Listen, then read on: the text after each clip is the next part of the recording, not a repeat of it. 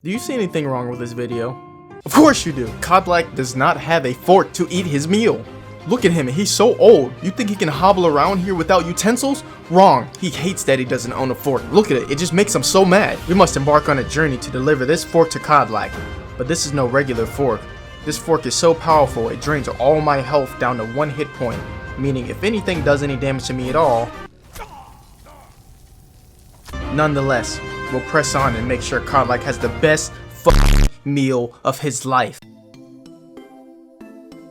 The first thing we have to do is get to Whiterun. We need to make this fork as powerful as possible before we give it to Kodlak. As soon as you get to Whiterun, don't waste any time. Head straight to Sovngarde. That's where Kodlak is going to be. Unfortunately, he's really old and kind of stubborn, so he's going to talk over you and not listen to anything that you say. I'm trying to give you the best meal you've ever had. I'm trying to give you the best utensil you've ever held in your hands. Why is no one listening to me right now? Kodlak is not going to want to accept the fork until you prove yourself to the companions. So you have to show his little lackey who's boss. Oh crap, I forgot I have 1 HP. If he hits me at all, I'm literally dead, bro. Just chill. Just chill. I gotta get some swings in. Oh god, he almost killed me just now. I'm afraid the swing is gonna leave an opening. Not bad. I didn't even do anything. Now the companions are gonna have you running around doing small trivial tasks to distract you from your mission of giving the fork to Kodlak. Get that done as quick as possible. You know what, this is fine. Rubbing up against all these other companion members, making them think that they're valuable assets in this journey is important, because that way they won't be in my way later on.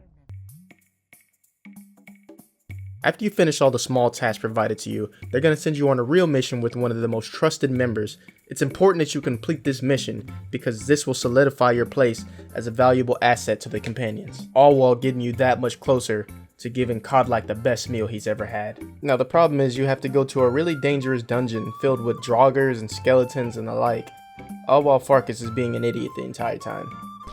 So you're not going to fight, you're just going to let her smack the crap out of you? Talking about some this ends now? Look, bro, she just smacked it. I gotta do everything, because you're stupid. You are stupid. Just like the companions say, you're dumb. What's wrong with you? Now, you're going to die a lot due to the incompetence of your follower, who's not very smart, but that's okay. You have to press on anyways. Eventually, some guys are gonna show up, and Farkas is gonna turn into a big puppy or something, but that's not what matters. We're here to give Kodlak this fork with 1 health, not play Nintendogs. Now this is also an essential part of the run. You have to understand that you only have 1 health, and in order to not die, you're going to have to find a way to get close to targets without being detected. So really, you just have to become an amazing stealth assassin. I have a fork! Over here. Gotcha. Got you too. Now once you've mastered your newfound stealth abilities, taking down just about anything in the dungeon would be a piece of cake. The exception to the spiders. Just run past those. We gotta go. However, the final room in the dungeon might just become a problem. Farkas, I hope you're ready for this. It's really about to get serious in here. There you go. Fight him, Farkas. Okay, 1 down. I'll save you. Oh my gosh. Look at this. Look at how many bodies we just freaking piled up over here. Great job. You successfully completed the first dungeon in the companion's questline in like 2 hours. But don't revel in victory for too long, because unfortunately you're apparently a vampire and it's now daytime outside. What just happened? Dude. What do I do in this situation? I don't understand. Yeah, so being a vampire isn't ideal. This means the sunlight can actually do damage to you, so your best bet is to travel at nighttime. Head back to Sovngarde and you'll be officially initiated as a companion, bringing you that much closer to completing your mission. However, the fork still hasn't reached its full potential, so we can't give it to Kodlak yet.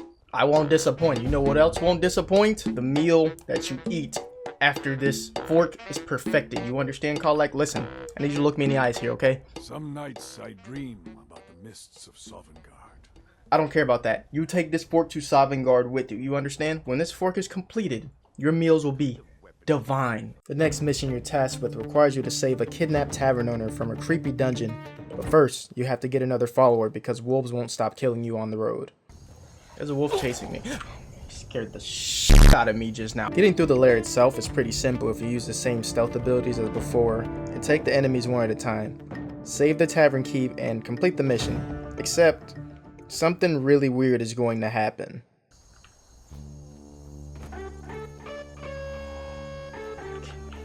Are you kidding me? Are you kidding me? Are you kidding me? Are you kidding me? Huh? Why? Why? Why is there a werewolf? No, bro, there's no shot you're getting to me. Go. Oh! Someone has been secretly conspiring against you. They seek to steal the fort from you and give it to Kodlak themselves to receive the highest honor. But you can't let that happen. You have to find out who that werewolf was. But before you can, something else weird happens when retreating back into the lair. Since when are there necromancers here? I just cleared this place out. No. We're not dealing with this. We gotta go. Mages have already occupied the premises you just cleared out, and your only decision is to make a run for it back to Whiterun. Your mission's already done, right? Except no. Why is she still there? So you're telling me I have to go back in there? You not only left behind your follower, but the very person you were meant to save. And now you have to clear the dungeon again, all by yourself.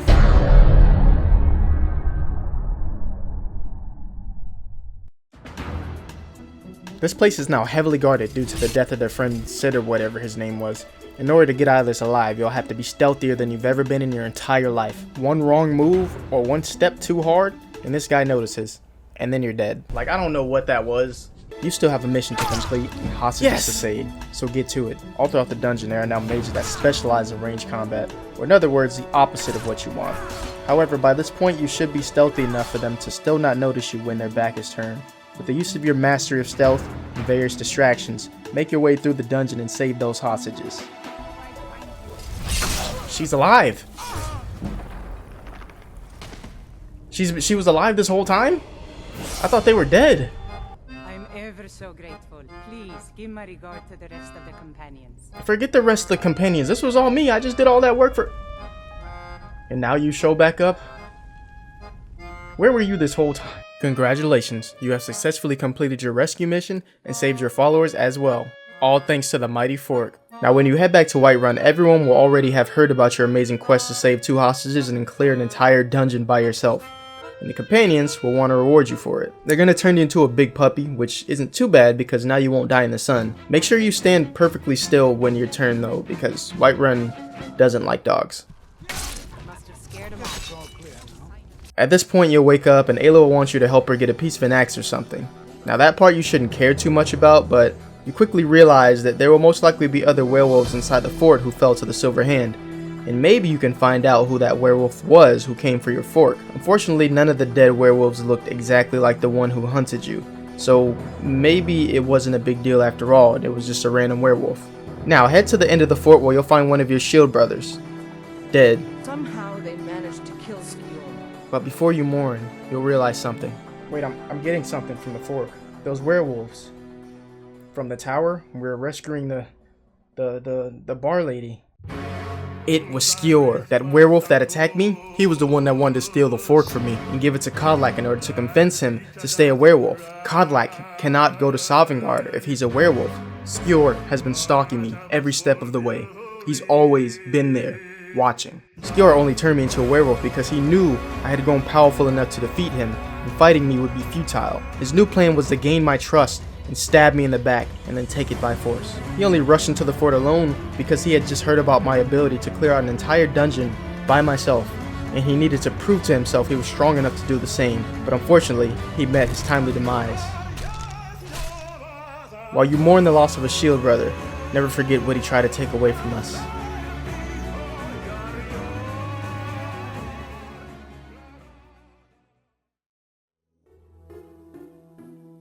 So you'll quickly realize it's hard to get up close to people all the time, so you'll try to find an alternative method to make the fork more effective. Telekinesis is a fairly effective strategy, allows you to use certain objects and throw them around. This should serve as a pretty good distraction, giving you the ability to close the gap between you and your enemies. However, the spell isn't all that easy to find. You can try Labyrinthian, however, you can't enter unless you're doing the Mages Guild questline, so that doesn't work. There's also a tower called Autumn Watch that sometimes has it in a chest, but you'll most likely not get lucky there either. But there is a destroyed house that secretly houses a drug den and a system of caves inhabited by powerful vampires. There lies a copy of the spell book in a prison cell towards the beginning of the caves. So make sure you don't go through the entire dungeon looking for it, like I did, unless you want to. The spell here, I didn't have to do any of this. Oh, God. However, you most likely won't have the ability to use it effectively immediately, so you'll have to rack up some skill points to use it. I recommend buying Soul Trap and casting it on any dead body. It'll increase your conjuration fairly quickly, but you don't need to do any conjuration, it's just for the skill points. You can also just use the telekinesis spell and keep grabbing things to level up as well. Both are pretty effective. Now with all that said and done, you'll be ready to fight with your new and improved combat style with 1 health. Your first task with your new ability is to get a witch head for Kodlak, the perfect way to test out your newfound abilities. I can do this. Dang it, I dropped it. Where'd it go? Okay, so it's not very effective. In fact, it's kind of a waste of time, so maybe don't do that. Even with the drawback, you should still be able to complete your mission, and then bring the head back to Kodlak. And by now, your all-powerful fork will be ready to be given to Kodlak. But something will happen. Something so devastating, you'll never recover. Kodlak is killed. Kodlak. He's dead. No! No!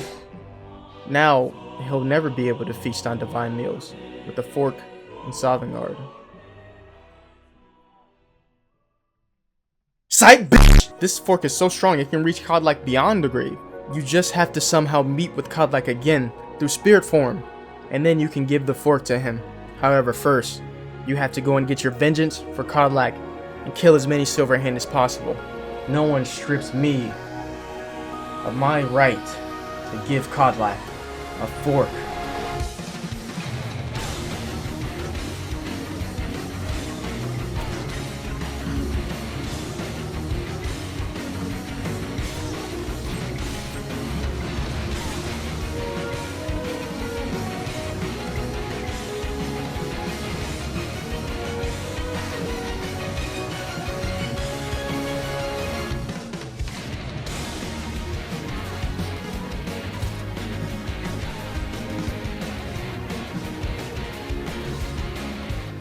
Got the fragments. No, don't sit at the table. After you've collected all the fragments and finished off all the scum that took Kodlak away from you, attend his funeral. This will be the final time you see his mortal form, but not the final time you'll see him. No, Kodlak. We weep.